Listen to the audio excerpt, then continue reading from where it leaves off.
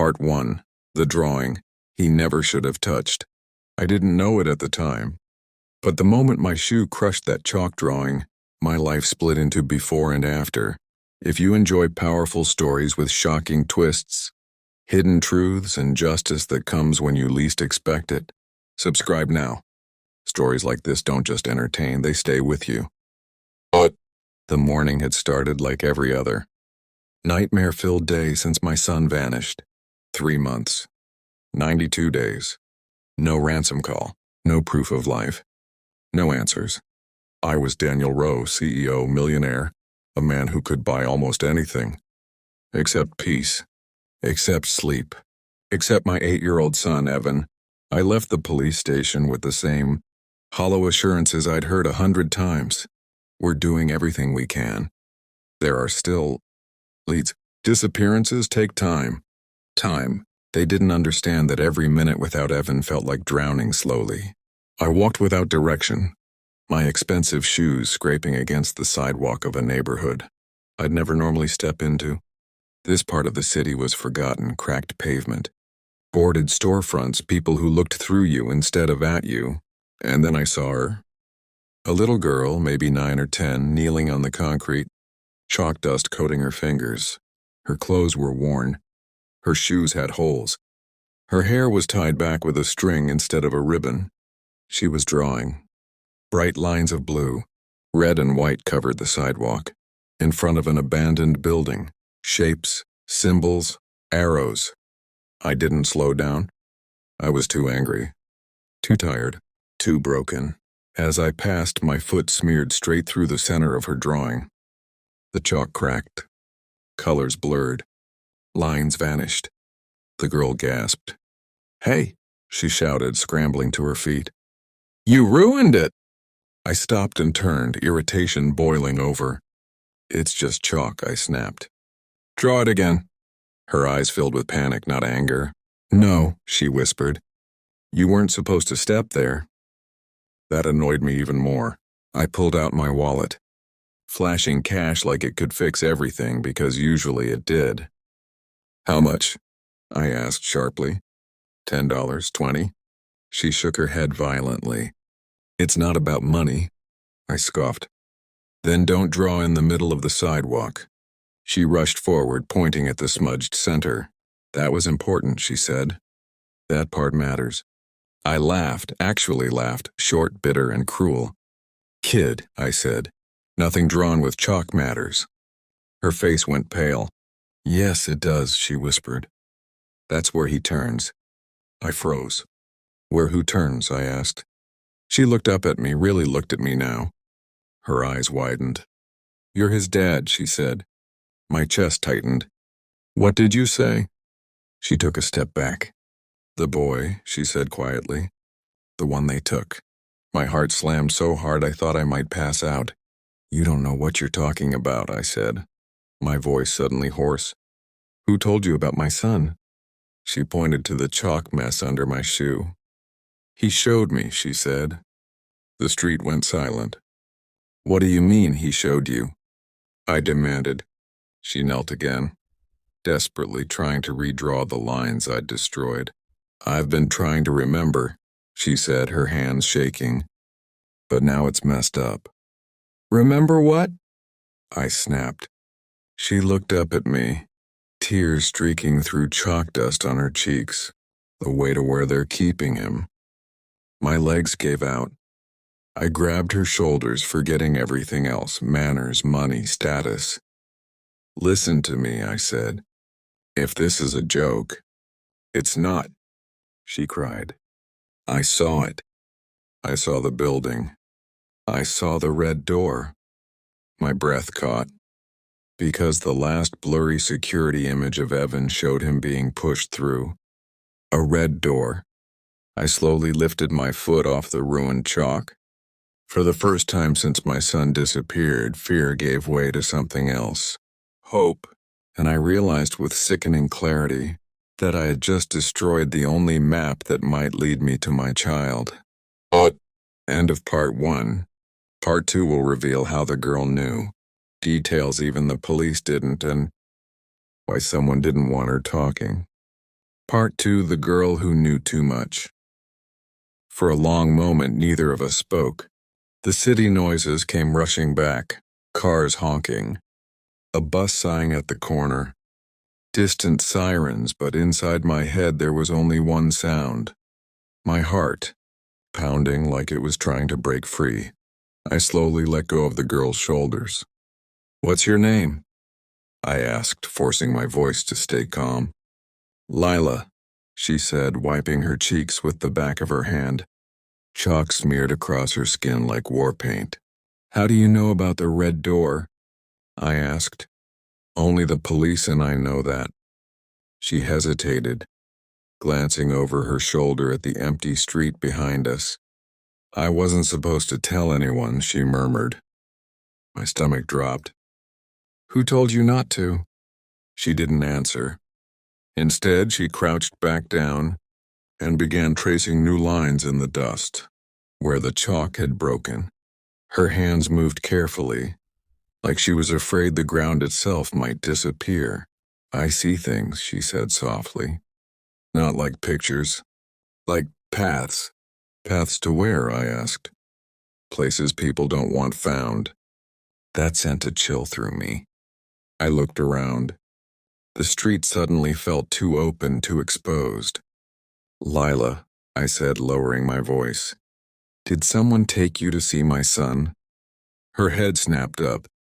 No, I swear," she said quickly. "They didn't see me. I was hiding." "Hiding where?" She pointed to the abandoned building behind her, the same one she'd been drawing in front of. "There's a hole in the fence," she said, "and a broken window upstairs." My pulse spiked. "You were spying on kidnappers?"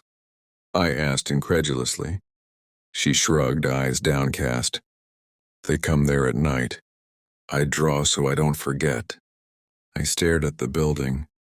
Suddenly, seeing it not as another piece of urban decay, but as a place crawling with secrets.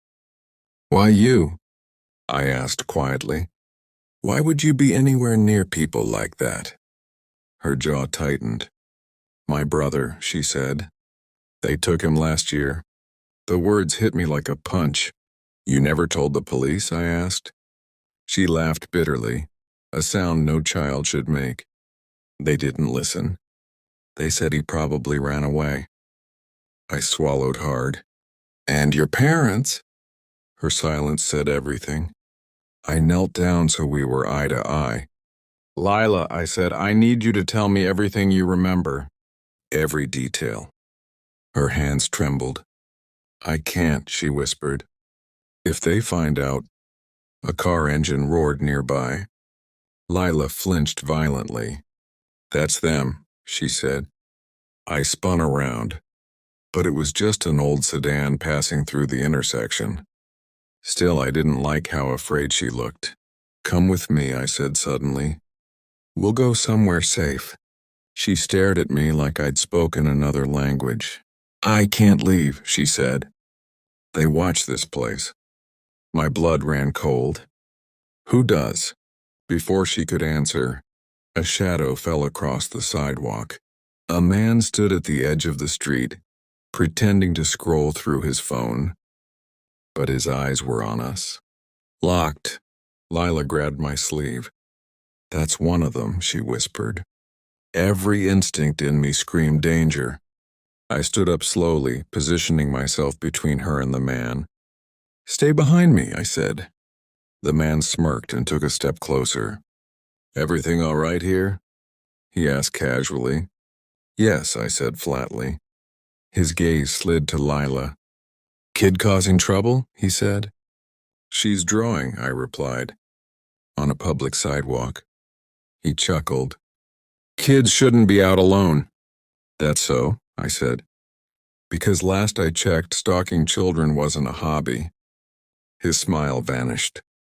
In that moment, I understood something terrifying. This wasn't coincidence. This wasn't imagination. And Lila wasn't just a witness. She was a liability. And now so was I. End of part 2. Part 3 will reveal what the man tried to do next and the shocking reason. Lila's drawings were the only thing keeping her alive. Part 3, the man who wouldn't look away. The man didn't move. He stood there with his phone in his hand, pretending to scroll, pretending to be normal, but his eyes kept drifting back to Lila. Too often, too deliberately. I stepped forward, blocking his line of sight. "She's with me," I said. That was a lie, but it was a necessary one. The man raised an eyebrow. "Is she?" he asked, voice smooth, almost amused. "Funny, she looked alone a second ago." Lila's fingers dug into the back of my jacket. I could feel her shaking. "Problem?" I asked. He studied my face, clearly reassessing. I saw it in his eyes, the calculation, the moment he realized I wasn't just some passerby. "No problem," he said lightly. "Just making sure the kid's safe." "Then you can walk away," I replied. For a heartbeat, I thought he might push it, might say something else, might reach for her. Instead, he smiled again, wider this time. "Have a good day," he said, then turned and walked down the street. I didn't relax until he disappeared around the corner. Even then, I didn't trust it.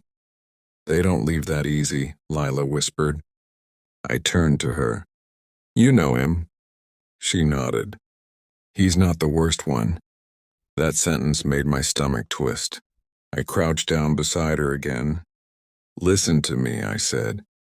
"You're not staying here tonight." She shook her head immediately. "I can't." "You can," I interrupted gently. "And you will. Because if what you're saying is true, then you're in danger. And so is my son." Her eyes flicked up at me at the mention of him. "They move him," she said quietly. "Every few days." My heart slammed against my ribs. "You've seen him move?" She nodded again. "I followed once. From far away." "Where?" I demanded. She hesitated, then reached into her backpack and pulled out a folded piece of cardboard. Chalk drawings covered it. Arrows, symbols, buildings. This wasn't random art. It was a system. She pointed to a mark near the edge. "Here," she said. "That's where they were last night." I recognized the location instantly. A warehouse near the river. The same warehouse my private investigator had flagged weeks ago but never confirmed. "Why didn't you draw this before?" I asked. "I did," she said. "You just broke it." The guilt hit me hard. I took a breath. "We're going to fix this," I said. "But first, you're coming somewhere safe." She looked uncertain. "You promise you won't tell them?" "I promise," I said. And I meant it. I took off my jacket and draped it over her shoulders. It swallowed her frame. "Come on," I said. "We'll walk, no car." She nodded, relieved. We took side streets, avoiding main roads. Every time footsteps sounded too close behind us, Lila tensed. Every shadow made her flinch. "Have they hurt you?" I asked quietly as we walked. She shook her head. "Not yet." Yet. That word haunted me. After 15 minutes, we reached a small cafe, bright lights, people inside. Safe. I held the door open for her. She stopped suddenly. "What if they follow us in?" she asked. "Then they make a mistake," I said, "because they won't be invisible anymore." Inside, I ordered food she devoured like she hadn't eaten properly in days. I watched her hands, how fast she ate, how she scanned the room. Survival instincts. I pulled out my phone and typed a message to my head of security. "Found a witness. She knows locations. Keep this quiet." "No police yet." A response came almost immediately. "Understood. Bring her to the safe apartment." I looked up to tell Lila, but she was staring out the window. Frozen. "That car," she whispered. Across the street. I turned. The same sedan from earlier sat parked by the curb. Engine running. Lights off. My blood ran cold. They didn't leave, I muttered. Lila looked at me, eyes wide with fear. I told you, she said. They don't let people go. Outside, the car door opened, and the man from before stepped out. This time he wasn't smiling. What? And a part 3. In part 4, the confrontation turns violent, and Lila reveals the one secret that forces me to risk everything. Part 4, the choice that couldn't wait. The cafe door hadn't even closed behind the man when Lila grabbed my sleeve. Don't let him talk, she whispered urgently. If he talks, he's buying time. Buying time for what? I didn't want to imagine. The man stepped inside like he owned the place. No rush, no panic. Just confidence. His eyes scanned the room once, then locked onto us. Found. A waitress noticed the tension immediately. Sir, can I help? Coffee, he said without breaking eye contact with me. Black. He took a seat at the counter instead of approaching us. That was worse. Much worse. He wasn't here to grab her. He was here to confirm. Stay seated, I murmured to Lila. Finish your food. I can't eat, she whispered. I know, just pretend. My phone buzzed in my pocket. A silent vibration, security checking in. I didn't respond. Not yet. The man sipped his coffee slowly, like this was just another afternoon. Then he spoke. Loud enough for me to hear, quiet enough to avoid attention. You know, he said casually, kids who lie usually trip over the details. Lila's breathing hitched. I stood up. Say what you came to say, I told him. Or leave. He turned in his seat, finally facing me fully. Up close I could see the scar near his jaw. Old. Deep. You're the father, he said. Not a question. My chest tightened, but I didn't react. You're wasting your time, I replied. He chuckled. Funny. That's what your son said, too. The room tilted. Lila shot to her feet. You promised you wouldn't talk about him.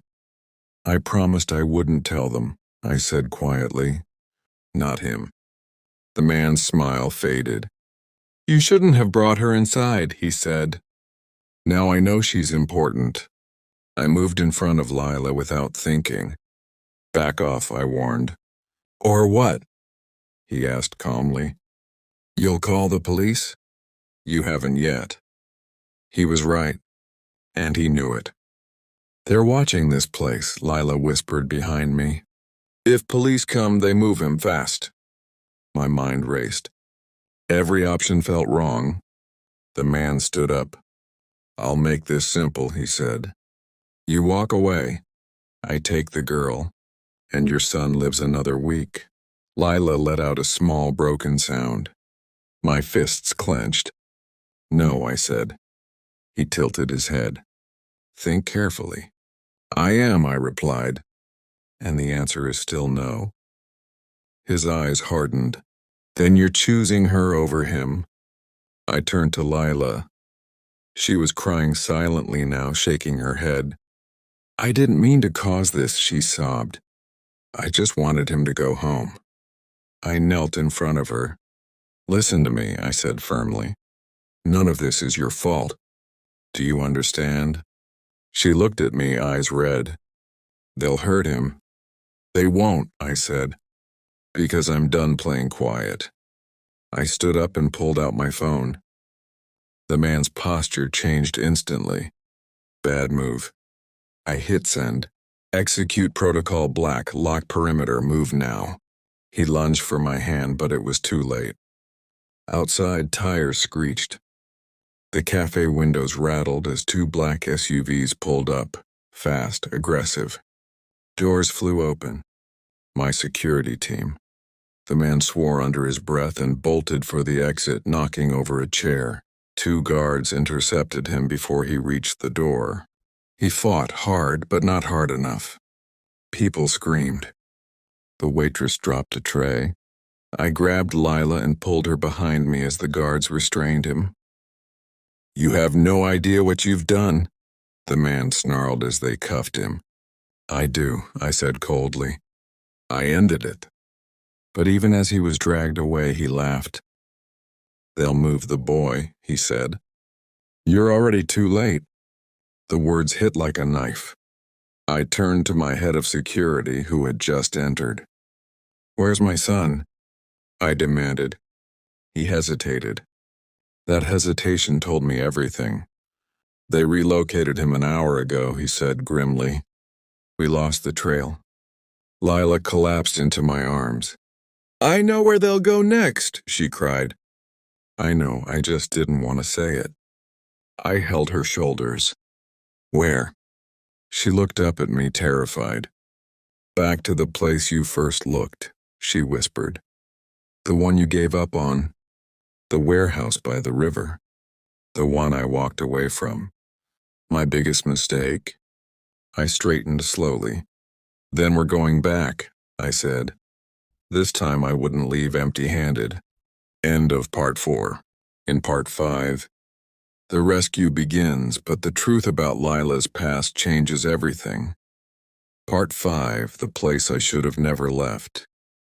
The drive to the river felt longer than it ever had. The city blurred past the windows as my convoy cut through traffic. Sirens silent, but lights flashing just enough to make people move. Lila sat beside me in the back seat, clutching her cardboard map like it was the only thing keeping her upright. "You're sure?" I asked gently. "Sure they'd go back there?" She nodded, swallowing hard. "They think you gave up on it. That's why it's safe for them now." Safe? The word made my jaw tighten. I remembered standing outside that warehouse weeks ago, staring at rusted doors and broken windows, convincing myself it was a dead end. No heat signatures, no movement, no evidence. So I walked away, and my son stayed behind. But we stopped 2 blocks out. "From here on, we move quiet," my head of security said. "No lights. No sirens." I turned to Lila. "You stay with the driver. No matter what happens, you do not leave this car." She grabbed my hand. "Please," she whispered. "Bring him back." I squeezed her fingers. "I will." I meant it with everything I had. But the warehouse loomed ahead, darker than I remembered. The river beside it moved slowly, black and silent, like it was hiding secrets of its own. 2 guards slipped through the side entrance. Seconds passed. Then my earpiece crackled. Movement inside. 2 adults. 1 child. My heart slammed. "Alive?" I whispered. "Confirmed. Small male. 8 or 9. My knees nearly buckled. Evan." But we moved fast. The main door gave way with a controlled breach. Inside, the air smelled of oil and damp concrete. Footsteps echoed as my team fanned out. I followed, pulse roaring in my ears. "Daddy?" The voice was small, fragile. I froze. "Evan?" I called. A figure ran out from behind a stack of crates. My son crashed into my legs, arms wrapping around me so tight it hurt. "I knew you'd come," he sobbed. I dropped to my knees, holding him, breathing him in like oxygen. "I'm here," I whispered. "I'm here." Behind us, shouts erupted as the kidnappers were taken down. One tried to run. He didn't make it 5 steps. But as medics checked Evan, I noticed something strange. He kept looking toward the far corner of the warehouse. "Buddy?" I said softly. "What is it?" He hesitated. "There was another kid," he said. "She helped me." My chest tightened. "Another kid?" He nodded. "A girl. She used to sneak food to me. She said she was looking for her brother. I closed my eyes. Leela. What? We searched the warehouse again. No sign of her brother. No trace he'd ever been there. Just one thing left behind, a small chalk mark on the wall. An arrow. Faded but intentional. A direction. She was leaving clues, my security chief murmured. Even here. I thought of her drawings on the sidewalk, not art. Breadcrumbs. When I returned to the car, Lila jumped out before I could stop her. "Is he okay?" she cried. I nodded and stepped aside so she could see Evan, wrapped in a blanket. She smiled through tears. "He's safe," she whispered.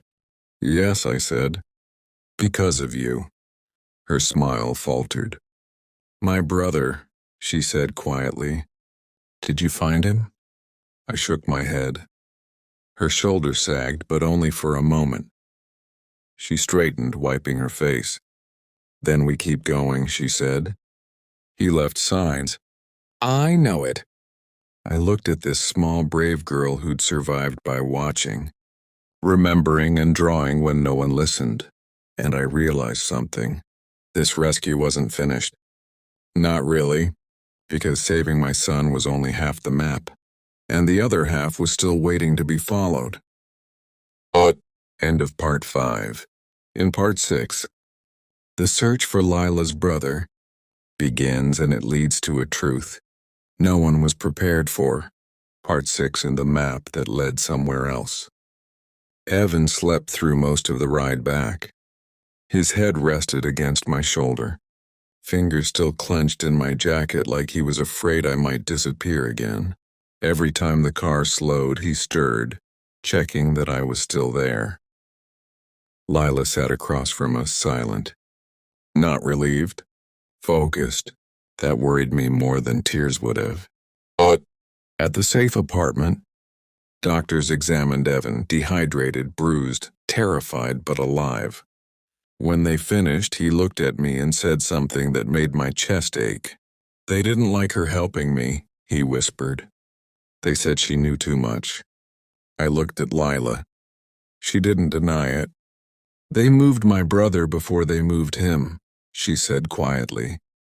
That's why I kept drawing. I was trying to remember the order. "The order of what?" I asked. She reached into her bag and pulled out more cardboard pieces.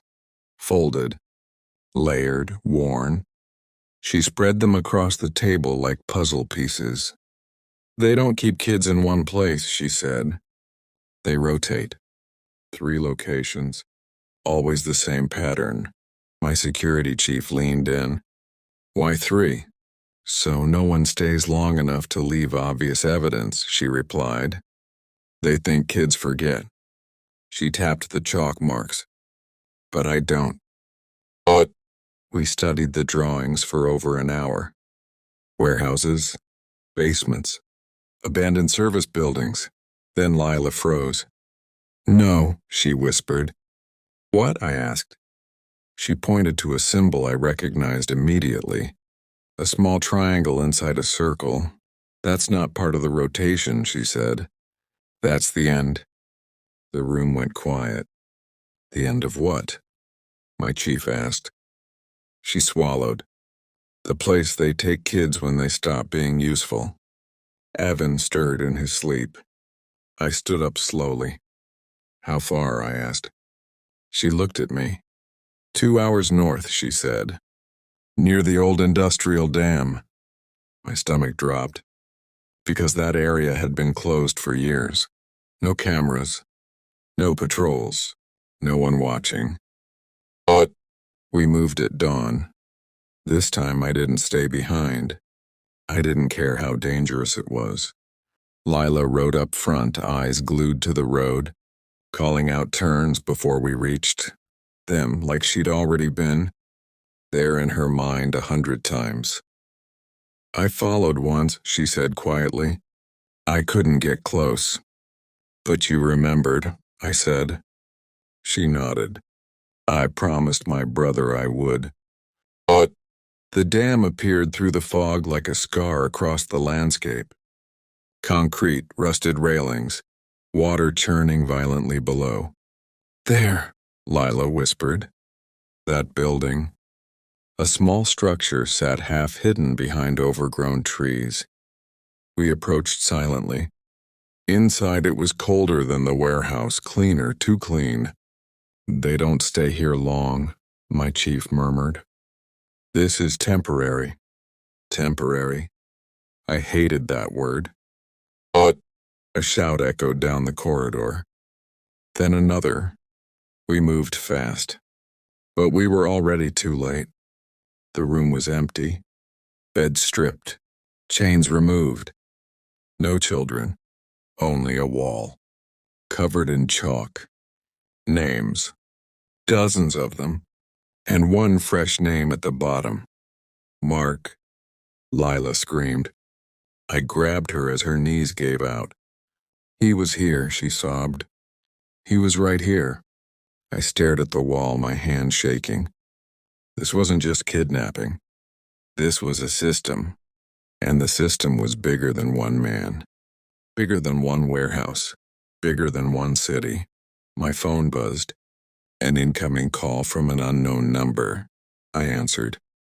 You're brave, a voice said calmly. But you're asking the wrong questions. Who is this? I demanded. A pause. Someone who just watched you find the wrong ending. The line went dead. I stared at the phone. They knew we were here. Which meant one thing. The map wasn't finished yet. But end of part 6. In part 7, the truth behind the operation is revealed, and Lila makes a choice that changes everything.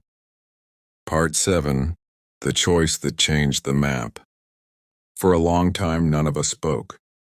The names on the wall felt heavier than the concrete around us. Chalk dust clung to the air, to our clothes, to Lila's hands as she pressed her palms against the cold surface like she could pull her brother back through it. I was too late, she whispered. No, I said firmly. You were brave enough to remember. That's why we're still moving. She turned to me, eyes red but sharp. They didn't mean for us to find this place, she said. This was a message. A warning, my security chief added. I nodded, or a challenge. But we cleared the building again, carefully this time. No traps, no cameras we could see. But the silence was wrong. Too intentional. Outside, the fog had lifted just enough to reveal the road leading away from the dam. That road, Lila said suddenly. They always use it when they're done. Done with what? I asked. She took a breath. With erasing. My grip tightened on my phone. Then we don't follow the road, I said. We follow what they don't expect. She looked at me, understanding flickering in her eyes.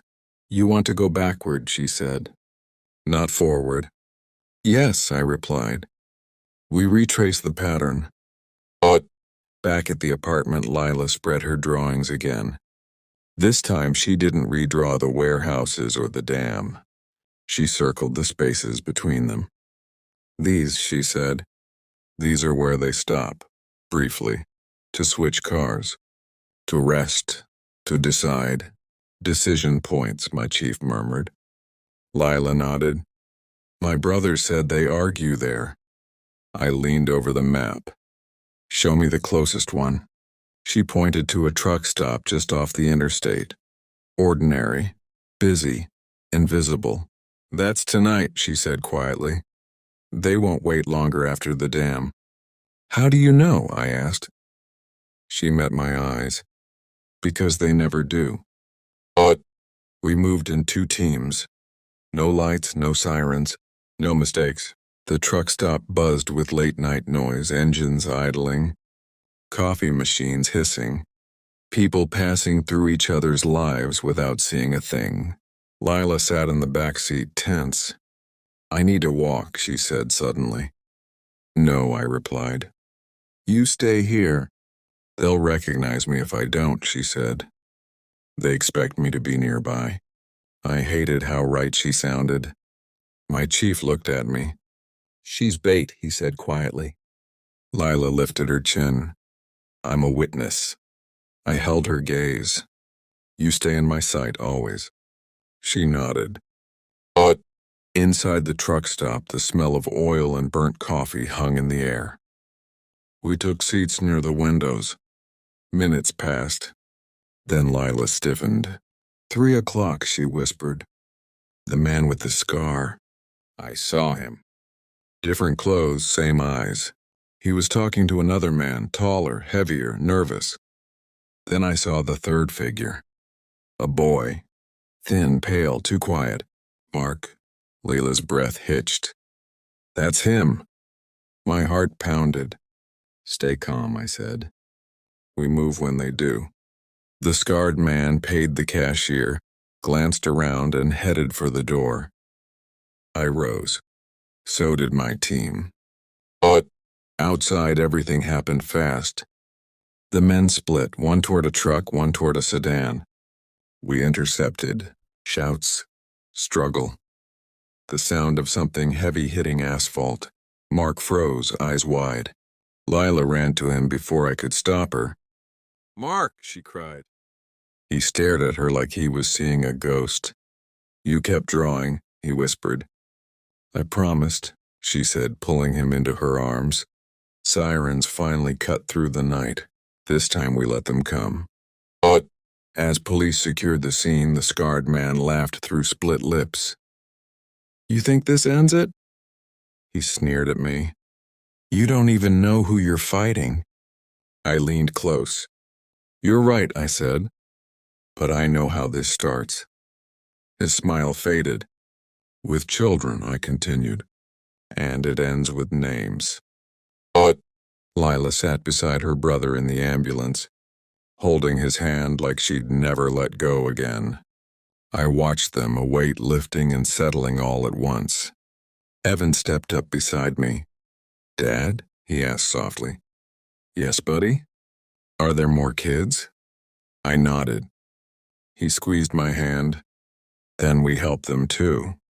I looked at my son, at the girl who never stopped drawing, at the map that wasn't finished yet, and I understood the truth. Finding my son was never the end of this story. It was the beginning. But end of part 7.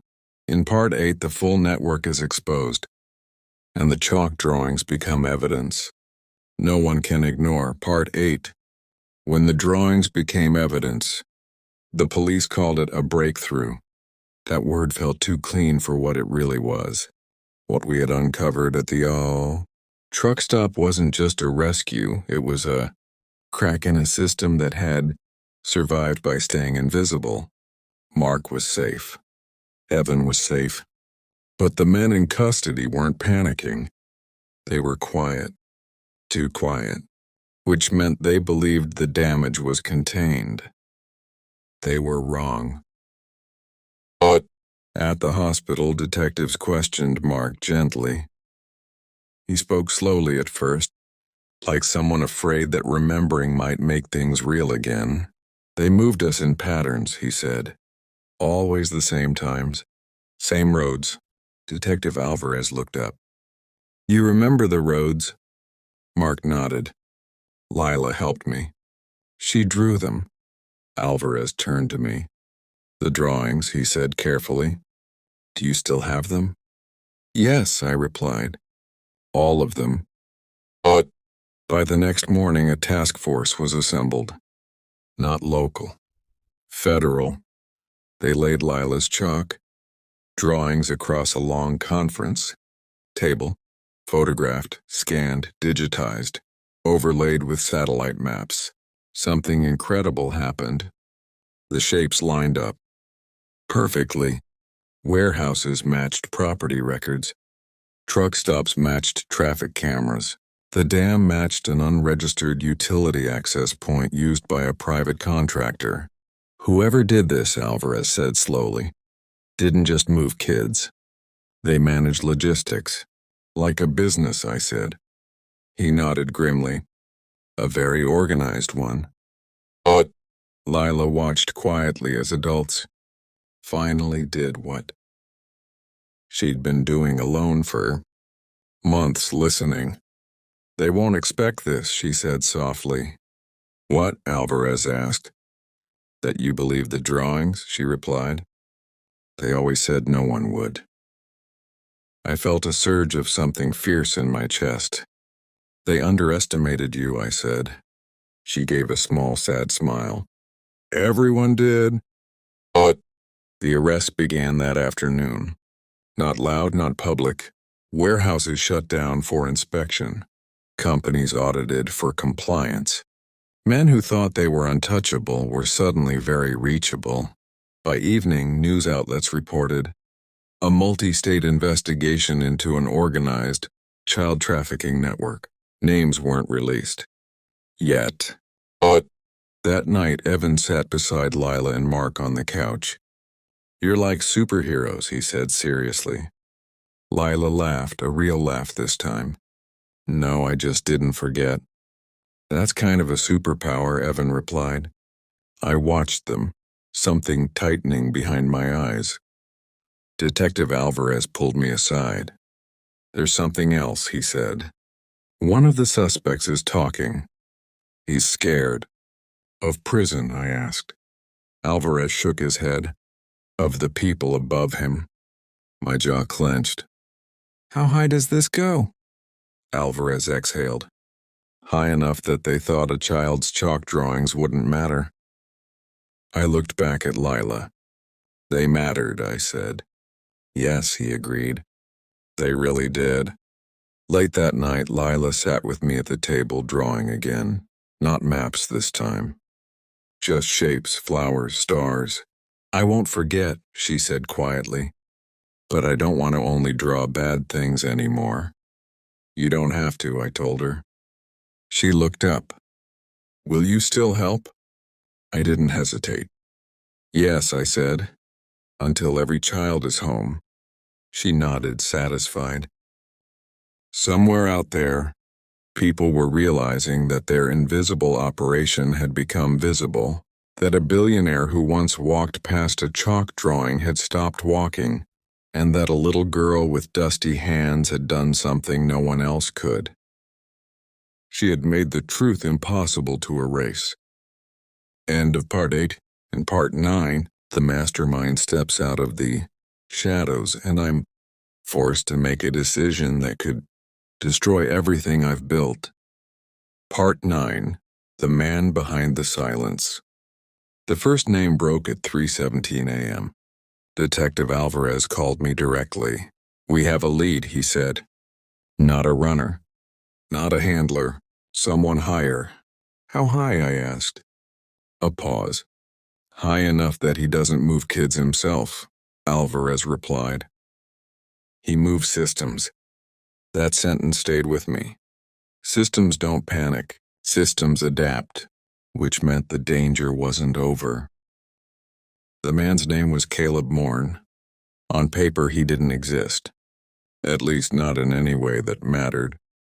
He was listed as a consultant, a logistics advisor, a shadow partner in infrastructure firms, warehouses, transport routes, utility access. Every place Lila had drawn had one thing in common. A Morn-linked company touched it. "Why hasn't anyone noticed before?" I asked. Alvarez's voice was grim. "Because he never stayed in one place long enough to leave fingerprints. And because people like him hide behind money and lawyers." I exhaled slowly. "I know that type," I said. That morning I received an invitation. No sender name. Just an address. And a message. "You've done well finding the edges. If you want to understand the center, come alone." Lila saw my face and knew immediately. "He's asking you to disappear," she said. "No," I replied. "He's asking me to listen." Evan looked up at me. "Dad, don't go." I knelt beside him. "I won't disappear," I promised. "I'm bringing light with me." The building was old but immaculate. Glass, steel, and silence. Caleb Morn stood near the window when I entered. Tall, calm, gray suit. No guards in sight.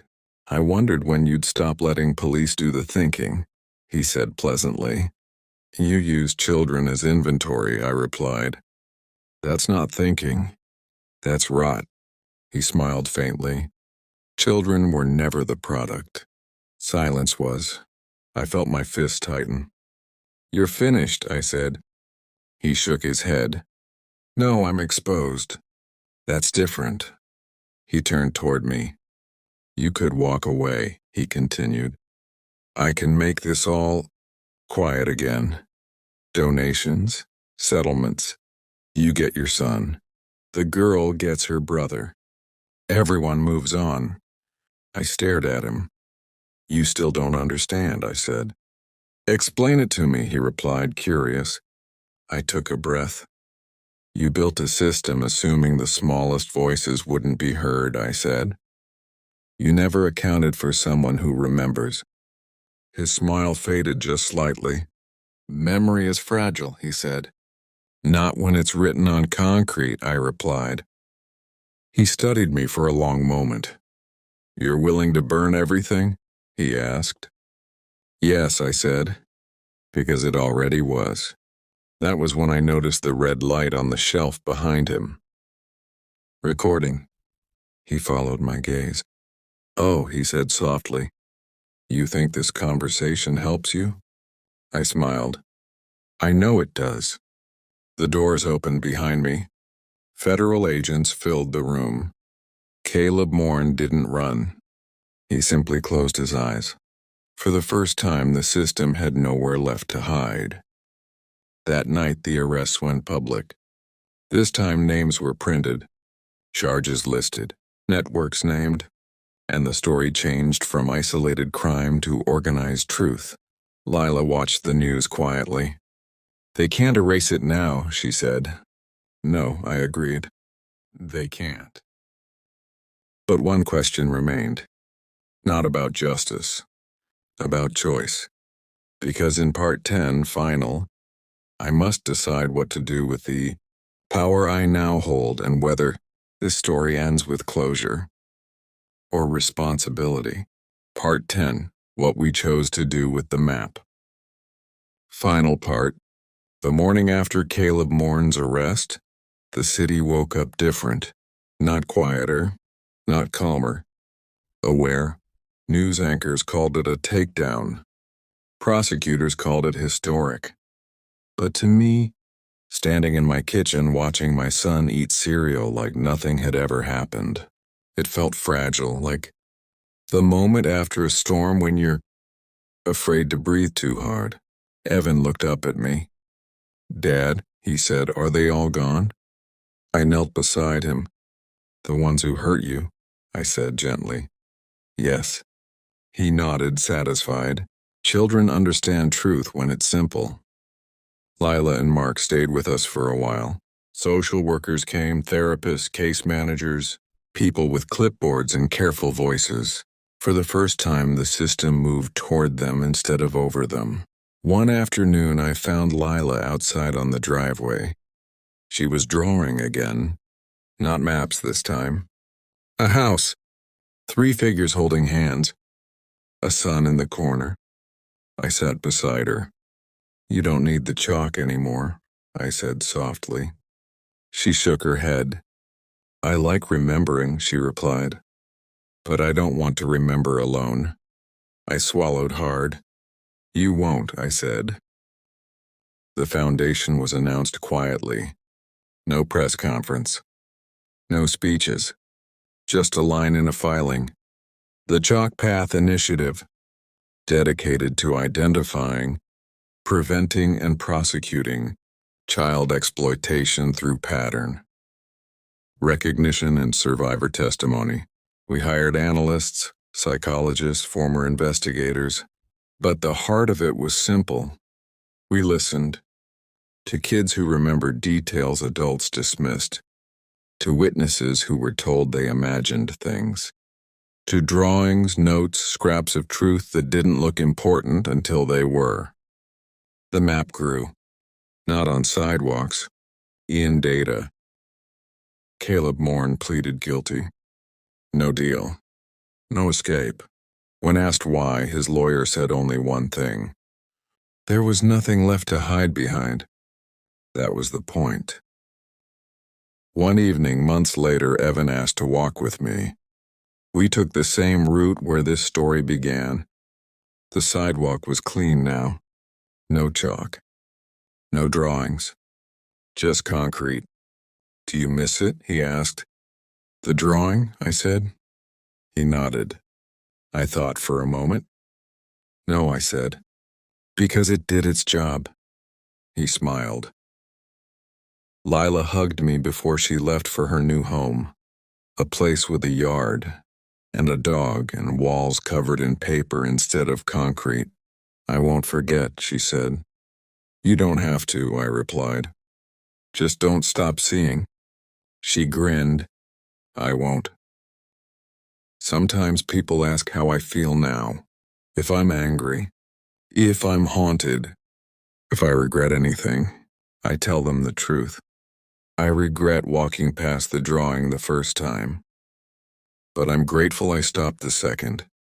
Because the world doesn't change when powerful people speak. It changes when someone small is finally believed. I destroyed a chalk drawing once. I thought it was nothing. But it turned out to be a map. Not just to my son, but to a truth no one wanted found. And this time, no one will ever erase it again.